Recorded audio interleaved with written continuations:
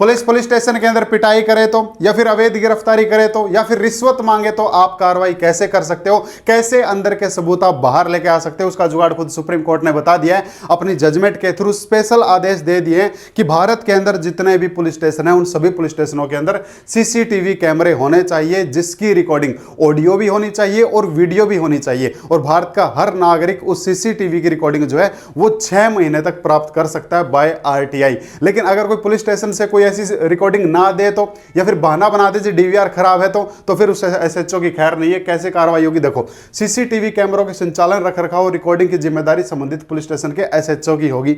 SHO का कर्तव्य होगा, उसका दायित्व होगा कि अगर वो सीसीटीवी अगर खराब हो जाता है तो उसकी सूचना तुरंत जो है डीएलओसी को वो देगा। लेकिन अगर उसने उसको जानकारी नहीं दी तो फिर एसएचओ के ऊपर कार्रवाई होगी। क्या कार्रवाई होगी आगे देख लेते हैं। यदि किसी पुलिस स्टेशन में सीसीटीवी काम नहीं कर रहे हैं तो संबंधित एसएचओ क्या करेगा, ऐसे ही जो है उसकी जानकारी देगा। और हर पुलिस स्टेशन के अंदर यह बकायदा लिखा जाएगा कि आप सीसीटीवी की निगरानी में हो। अब ये सीसीटीवी कैमरे जो कहां कहां लगेंगे पूरे पुलिस स्टेशन के अंदर, वो भी यहां पे सुप्रीम कोर्ट ने बताया। देखो, प्रत्येक राज्य और केंद्र शासित प्रदेश के पुलिस महानिदेशक, पुलिस महानिरीक्षक, यानी कि जितने भी डीजीपी ऑफिसर है उनको बताया कि पुलिस स्टेशन के प्रभारी को निर्देश जारी करना चाहिए कि वे संबंधित पुलिस स्टेशन के एसएचओ को पुलिस स्टेशन में लगे सीसीटीवी कैमरों की कार्यशील स्थिति का आकलन करने और सभी निष्क्रिय सीसीटीवी कैमरों को चालू करने के लिए आवश्यक सुधारात्मक कार्रवाई करने का दायित्व सौंपे। राज्य और केंद्र शासित प्रदेश सरकारों को यह सुनिश्चित करना चाहिए कि उनके संबंधित राज्य और केंद्र शासित प्रदेश के कार्यरत प्रत्येक पुलिस स्टेशन में सीसीटीवी कैमरे लग गए हैं या फिर नहीं लगे हैं, या फिर वो कब लगेंगे कब नहीं लगेंगे। तो सभी राज्य सरकार और जितने भी यूटी की गवर्नमेंट है उन सबको आदेश दिए जाते हैं कि आप अपने एरिया के पुलिस स्टेशनों में जाके देखो कैमरे लगे हैं कि नहीं लगे हैं, वर्किंग कर रहे हैं कि नहीं कर रहे हैं। यह सुनिश्चित करने के लिए पुलिस स्टेशन का कोई भी हिस्सा सुरक्षा से वंचित न रहे। कहाँ कहाँ? पूरे पुलिस स्टेशन में उसका कोई भी हिस्सा नहीं रहना चाहिए जहां से ऑडियो रिकॉर्डिंग और वीडियो रिकॉर्डिंग नहीं मिल सके। बाथरूम के अंदर नहीं लगेगा। यह अनिवार्य है कि सभी प्रवेश और निकास बिंदु, पुलिस स्टेशन के मुख्य द्वार जो नहीं कि मेन एंट्री जो है वहां पे सीसीटीवी कैमरा होना चाहिए।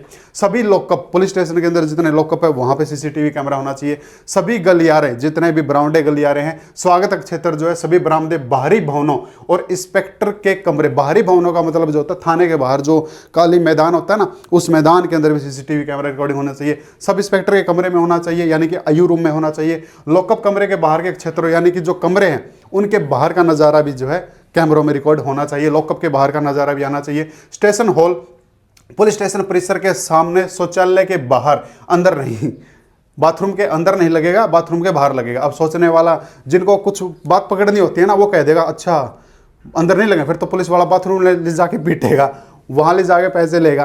तो भाई कितना उल्टा, तो कितना ही सोच लो। ऑफिसर के कमरे, पुलिस स्टेशन के पिछले हिस्से आदि में सीसीटीवी कैमरे लग जाएंगे। तो यहाँ पे सीसीटीवी कैमरे लगाने पड़ेंगे, यानी कि इंडिया के अंदर जितने भी पुलिस स्टेशन हैं उन सभी पुलिस स्टेशनों में सीसीटीवी कैमरा होना चाहिए, जिसमें ऑडियो और वीडियो रिकॉर्डिंग दोनों होगी। अब ये कैसे प्राप्त हो सकती है वो भी देख लेते हैं। स्थापित किए जाने वाले सीसीटीवी सिस्टम में नाइट विजन होना चाहिए भाई साहब, फुल एचडी, रात का नज़ारा भी उसके अंदर कैप्चर होना चाहिए, और इसमें ऑडियो और वीडियो फुटेज दोनों शामिल होनी चाहिए।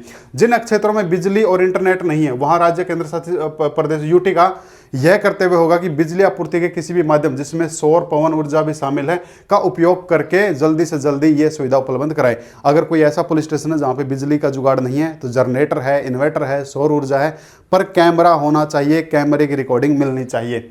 प्रदान किए जाने वाले इंटरनेट सिस्टम भी स्पष्ट इमेज और ऑडियो गुणवत्ता वाले होने चाहिए। अच्छा, कैमरे फुल एचडी भाई साहब, इमेज और ऑडियो गुणवत्ता जिसकी क्या हो, बहुत अच्छी हो, है ना, फुल एचडी कैमरे होने चाहिए। सबसे महत्वपूर्ण है कि सीसीटीवी कैमरे के फुटेज का भंडारण, जिसे डिजिटल वीडियो रिकॉर्डर, यानी कि हम जिसको डीवीआर बोलते हैं, नेटवर्क वीडियो रिकॉर्डर में किया जा सकता है। सीसीटीवी कैमरों को ऐसी रिकॉर्डिंग सिस्टम के साथ स्थापित किया जाना चाहिए कि वो डेटा 18 महीने की अवधि तक सुरक्षित रहे।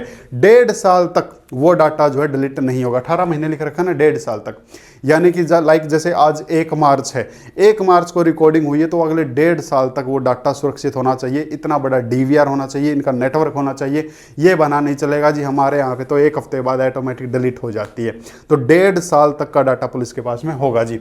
और बल्कि इसमें कम अवधि के लिए भी रिकॉर्डिंग रखते हैं, तो सभी राज्य, केंद्र शासित प्रदेश और राज्य सरकार अधिकतम संभव अवधि किसी भी स्थिति में 1 वर्ष से कम नहीं होगी। लेकिन अगर कोई बहाना बना भी लेता है भाई इतना लंबा का क्या करेंगे, तो हद से हद 1 साल से कम और 1.5 साल तक की आपको क्या रखनी पड़ेगी, रिकॉर्डिंग आपको अवेलेबल रखनी पड़ेगी ही पड़ेगी। अब यहाँ पे एक जनता को फायदा ये मिलता है कि अगर पुलिस स्टेशन के साथ उनके साथ में किसी भी तरह का भाई कदाचार होता है, उनकी पिटाई होती है, उनसे किसी तरह के पैसे लिए जाते हैं, या फिर उनको ज़बरदस्ती या फिर किसी भी तरह का उनको डराया धमकाया जाता है, वो अगर उस फुटेज में है तो आप उस फुटेज को मंगवा सकते हो RTI के माध्यम से। RTI से लेने का आपका अधिकार है। अब RTI कैसे लगती है वो भी मैं आपको बता देता हूँ। देखो अब इसमें होगा क्या, देखो 18 महीने तक डेटा संग्रहित करने में सक्षम उपकरण खरीदे जा सकेंगे। सभी राज्य और इनको क्या दिए जाते हैं, आदेश दिए जाते हैं। जब भी पुलिस थानों में बल प्रयोग करने की परिणाम, देखो बल प्रयोग, अगर पुलिस स्टेशन के अंदर कोई बल प्रयोग किया जाता है जिससे कि गंभीर चोट मिलती है या हिरासत में मौत होने की सूचना मिलती है, तो यह आवश्यक है कि व्यक्तियों को शिकायत करने और निवारण प्राप्त करने की स्वतंत्रता होगी।